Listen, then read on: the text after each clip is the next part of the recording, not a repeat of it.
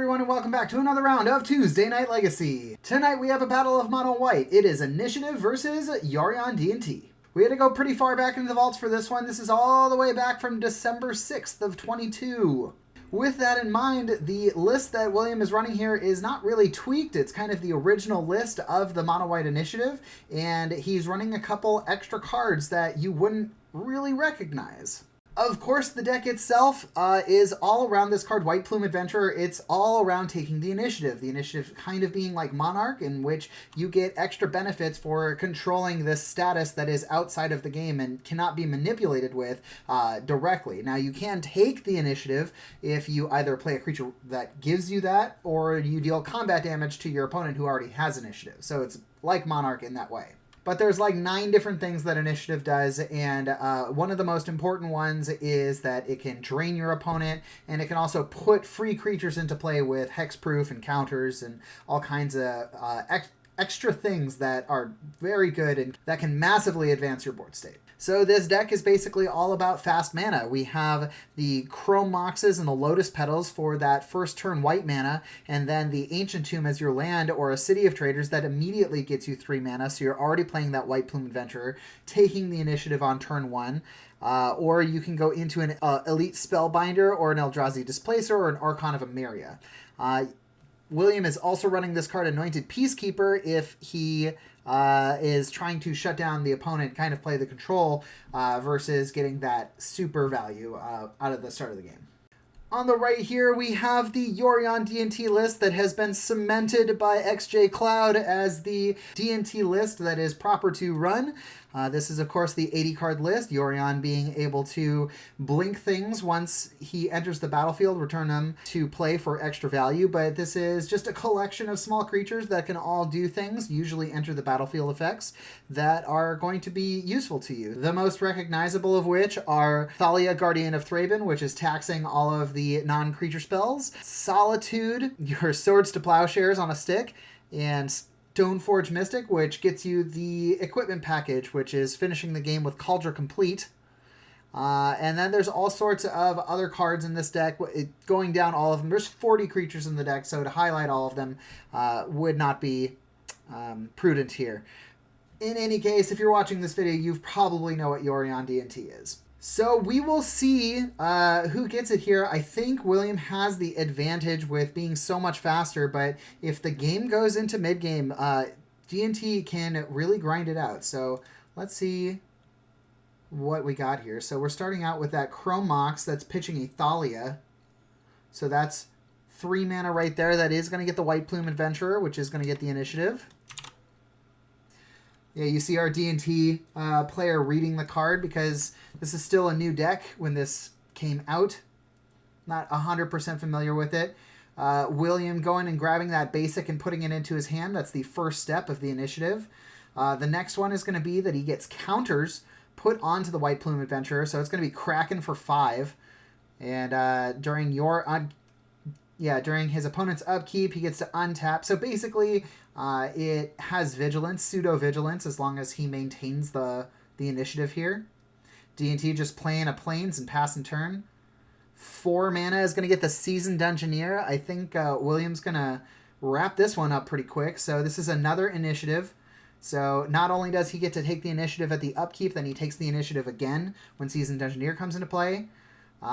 His Seasoned Dungeoneer, or his White Plume Adventurer, is going to gain protection from creatures when it attacks, and then it untaps during our D&T player's untap step, or upkeep step, and then we're going to see a Thalia pitching, or Thalia coming into play, Stoneforge pitching Lion Sash, trying to decide which of these is more of a threat.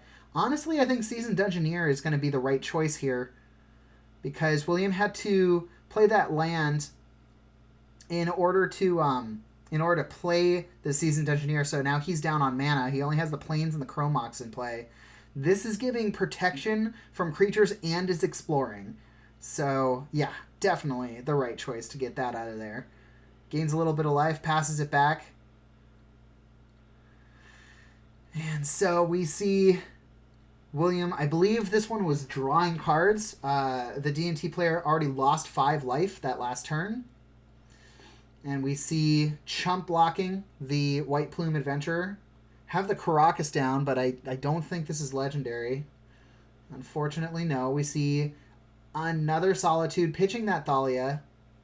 Oh, and we're going to get a Touch the Spirit Realm here. Channeling and discarding it so that the White Plume Adventurer goes off again. We're checking the top 10. This is the ultimate of the initiative. So you get any one creature you want from here. It's going to enter the battlefield, gain 3 +1/+1 counters, and get hexproof. And so it's insane. We see him packing up, and we're into round 2 here. So if initiative gets to do what it wants, it really is crazy. And so that's a Chrome Mox and a City of Traders into that Anointed Peacekeeper. So William's taking a look at the hand here. Choosing any card name, and when you choose that card name, it costs 2 more to cast, and the activated abilities of those cost 2 more as well. I feel like if you can choose any card name, I think you choose Aether Vial here. Well, I don't know what he chose. It probably was Aether Vial because he would have activated it with the Mother of Runes. So unfortunately, D&T in a bind here. Hits a second land, gets the Iganjo. So at least he can activate it now. Being on 3, probably going to get one of these Recruiters in play.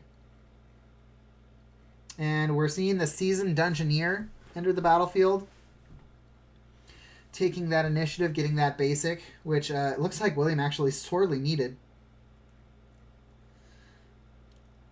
So just a Swords to Plowshares takes out that Anointed Peacekeeper so that he doesn't have to activate that mana. Gonna get that Recruiter of the Guard. Recruiter being the card that can grab any creature card toughness 2 or less. So that's basically the entire toolbox of D&T, grabbing the Skyclave Apparition, one of the best ways to deal with problematic permanents. So this can just come in and exile anything, non-land permanent, CMC 4 or less. So now if William can get rid of that Remorseful Cleric, then he can get a 4/4 Spirit. Doesn't have flying or anything. But this is a really good place for the D&T player to be now. So we're going to see that Mother of Runes enter the battlefield. Another mana is going to get another Aether Vial. And he now has his own initiative. So this is kind of the issue with the initiative deck. So if it loses that race and has to pass the initiative back and can't get it back, well, all he has to do is play an initiative creature, so I guess it's not that big a deal, but you can kind of give your opponent some advantage by having them be able to take the initiative. So that's going to be 4, and that's going to get a Palace Jailer, which is actually going to put the Monarch on the battlefield too. And so by getting that Skyclave Apparition, William gets himself the Illusionist. He also gets the Monarch, but he can't attack. So he's going to draw a card at end of turn. I think maybe the D&T player is still thinking about something to do here. There's the Monarch. So this is very interesting because if the D&T player also runs Palace Jailer, then he can go and Recruiter for it and then cast it, get the Monarch back, get the Skyclave Apparition back. This is very interesting. I don't know what's going to happen here. Oh, a Flicker Wisp. Okay. So the Flicker Wisp can deal with the Illusion.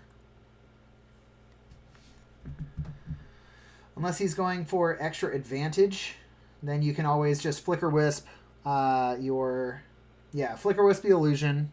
Enters the battlefield. It gets rid of a thing. And I guess we're seeing... Oh, the D&T player got 2 counters because of the initiative. On the Recruiter of the Guard, William decides to block with the Palace Jailer because he would have lost the Monarch as well. And then also just got the Skyclave apparition back. So now we see D&T crashing in here for 3, 6, 7 damage. So he's going to get the Monarch back, and he's going to be able to exile the Chrome Mox, I bet. So he gets the Monarch, gets Skyclave. Response, flash in the Wandering Emperor. And no targets for the Skyclave apparition. Maybe a little bit of a misplay there. You don't have to name something, but if you can put pressure on your opponent's mana base for free, I mean, it kind of seems like a good call there. So the Seasoned Dungeoneer coming in, taking back the initiative, making D&T lose 5 life.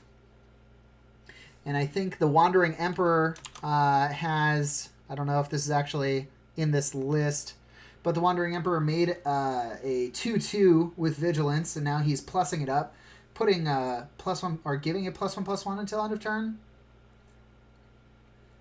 Seeing another Recruiter of the Guard. Wow, 3 drawn in the turn or in the game. I mean, I guess that's there's gonna be 4 in the deck. Seeing a Skyclave or a Solitude there for 5 mana, so just casting it. Don't even have to pitch that other card. Why lose the advantage? And Touch the Spirit Realm is coming in. I think this is being cast, hard cast. Yep, so this is basically bad Oblivion Ring. Gets rid of a creature or an artifact. Cycling a Horizon Canopy, playing a Flicker Wisp. Flickering the Seasoned Dungeoneer so that it's out of play for the combat.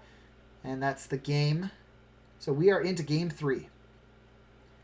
And William with an excellent start. Caracas turn 1, Lotus Petal, Ancient Tomb, turn 2, Seasoned Dungeoneer. Or White Plume Adventurer, excuse me. Just the 3 cast. D&T a little bit slow, hoping that this Stoneforge Mystic is going to dig him out. Stoneforge Mystic going and grabbing Cauldron Complete, so definitely all in on the Stoneforge, which is probably a good call here, since if Cauldron can get into play, that Exile effect is extremely good. But William does, in fact, have a way to deal with it, so using the Lotus Petal and the City of Traders, that fast mana is going to get him up to 6 mana, but 2 of it had to be white. Getting Solitude into play, dealing with Stoneforge. A Recruiter of the Guard is going to go and get another Solitude. Maybe pitching Solitude.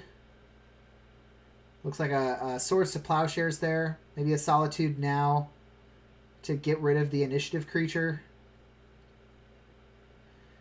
Pitching the Lion Sash is going to get the White Plume Adventurer.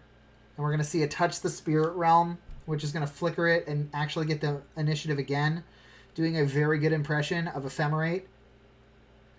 Losing a lot of advantage from the D&T player. So we see 4 mana for a Palace Jailer. Finally says, get that guy out of here. I'm the Monarch now. But if William has any interaction at all, oh boy, he gets to ultimate. He doesn't see the Solitude that he wants. But, I mean, he's probably going to take the White Plume Adventurer anyways to double initiative. But he only gets the land, so he doesn't get the counters. Well, he gets 3 counters because of the initiative ultimate. And it technically has hexproof until his next turn. William actually taking his turn now. And that's a Seasoned Dungeoneer. That's another initiative, getting some counters. He's going to have to bin the Palace Jailer here. Pretty rough stuff. Oh, he takes it. And yeah, that's it. Loses the 5 life because he decided not to block there, so he passed the Monarch back, getting back the White Plume Adventurer, which advanced the initiative one more time, which is target player loses 5 life, and that's the game. A brutal showing of how powerful the initiative deck was when it first came out. We really saw just how much advantage those initiative creatures can give, and William takes it 2-1. So thanks for watching to the end of the video. Thanks for stopping by. If you haven't already, consider liking and subscribing to the channel so you can stay up to date on all the stuff. Thanks to Spellhold Games for letting us record in their play space. We wouldn't exist without them. If you're interested in the deck list, they are on our Instagram, and there's also a link to them in the description of this video. If you're interested in watching these games in real time, or games similar to these, we do have our Twitch streaming on Tuesday nights. We are hopefully going to have commentary this coming Tuesday, since it is the first Tuesday of the month. And that's going to do it for us here at Tuesday Night Legacy. I've been Eugene, and we'll see you next time.